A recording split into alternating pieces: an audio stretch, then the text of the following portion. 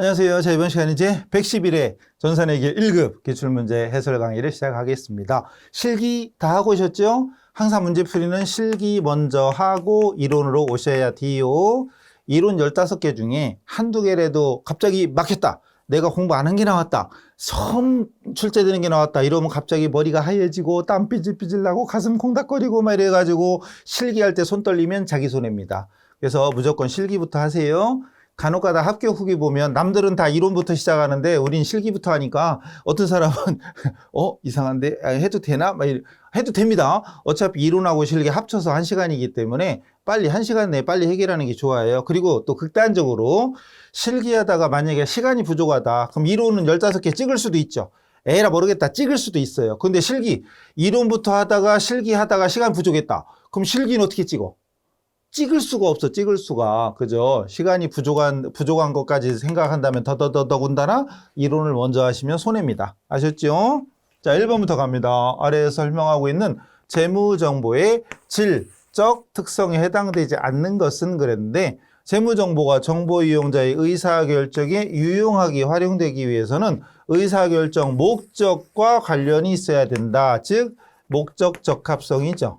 목적 적합성입니다. 목적 적합성. 여기에는 예측 가치와 피드백 가치 그리고 적시성. 목에 피 났더니 목에 피가 났는데 빨간색이랴 적색이랴 뭐 그거였잖아요.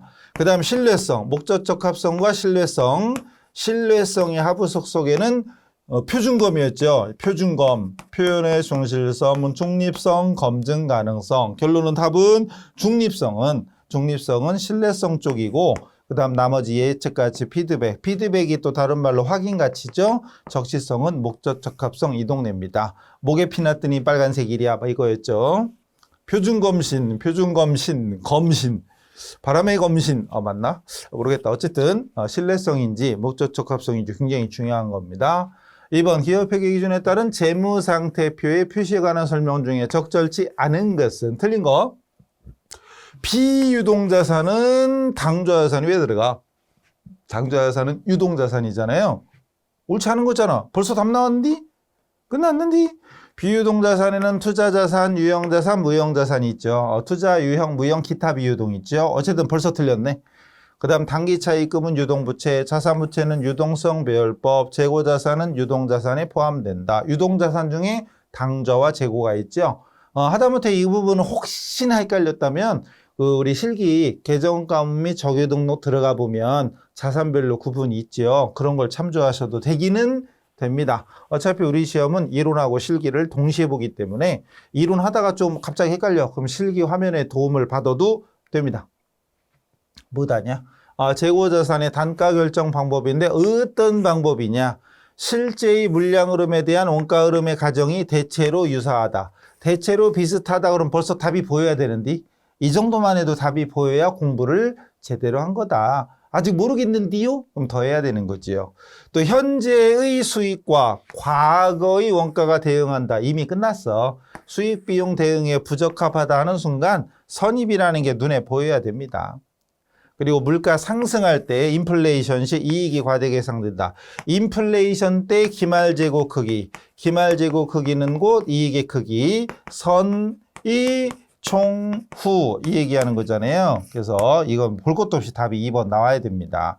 다시 대체로 비슷하다. 먼저 들어온 게 먼저 나간다. 즉 보통은 먼저 사는 걸 먼저 팔잖아요. 일반적으로는. 그래서 유사한 거고. 그다음 수익 비용 대응에 적절한 건 후입이고 후입은 나중에 들어온 걸 먼저 파니까 파는 거 현재고 나중에 들어온 거 최근 거잖아요. 근데 선입은 현재 오늘 매출한 거랑 과거 어제 그제 옛날 거부터 팔리는 걸로 보니까 안 맞잖아요. 그런 문제. 그래서 이런 문제는 그냥 나와야 돼. 더군다나 이거는 회계 2급 수준이죠. 회계 2급에서도 하는 겁니다.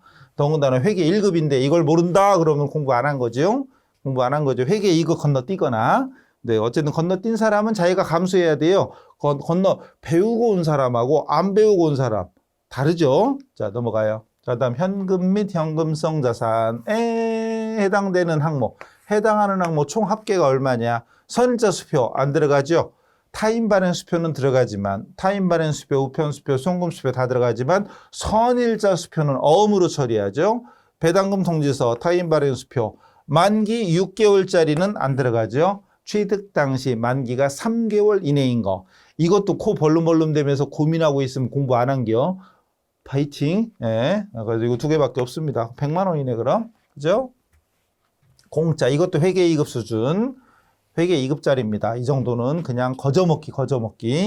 다음 자본. 자본에 대한 설명으로 옳지 않은 거. 1. 자본금은 발행 주식수의 액면가액을 곱한 것이다. 맞죠? 중요한 거죠. 주당 액면가액으로 표시한다는 거 엄청 중요한 거고, 사채하고 자본금은 액면가다. 그 다음 주발초와 감자차익은 자본잉여금이죠. 굉장히 중요한 거죠. 그 다음 자본 조정에는 주식할인 발행차금, 감자차손 등이 있다. 맞지요? 플러스 항목도 있고 마이너스 항목도 있으니까 이참에 얼른 기억이 안 나는 분들, 여기서 몇 개가 떠오르지 않는 분들은 잽싸게 얼른 기본서 찾아보시면 좋겠습니다.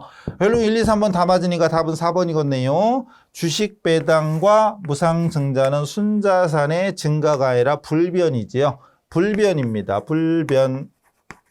주식 배당은 이익여금, 미처분 이익잉여금이 없어지면서 주식 발행하면 자본금이 되니까 잉여금도 자본이고 자본금도 자본이니까 순자산, 자본총액은 변화가 없다.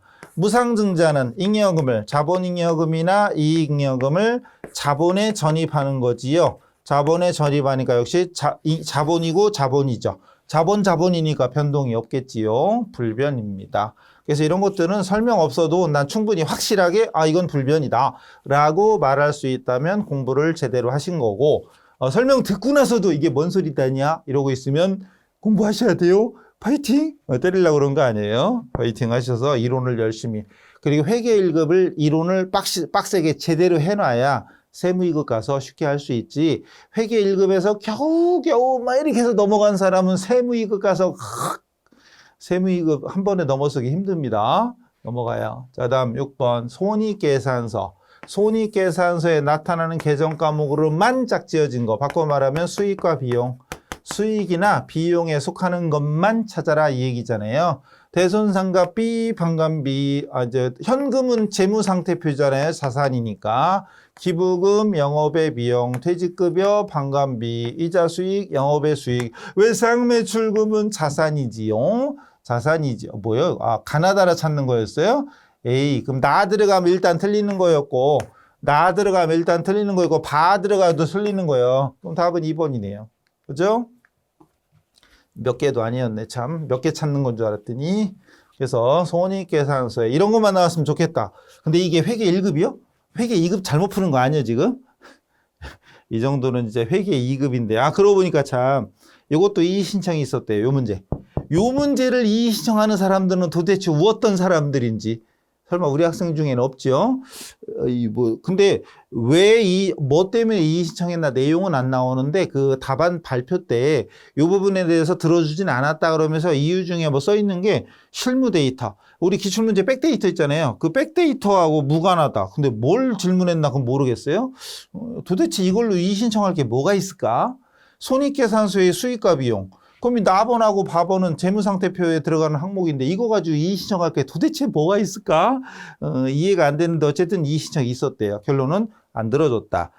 이 결론 말 나온 김에 이의 신청 문제가 회계 1급에는 두 문제가 있었어요. 지금 이 문제랑 좀 이따 나오는데 두 문제가 있었는데 결론은 들어준 거 없다. 이상 없이 갑니다. 넘어가요. 자, 그다음 뭐 이렇게 많이 써 있냐? 12월 결산법인이고요. 기계랑 관련된 거고 23년 12월 계상할 감가상각비가 얼마냐? 월할 계산, 월별로 할당하는 거. 월할 계산. 근데 물어본 게 몇 년 거요?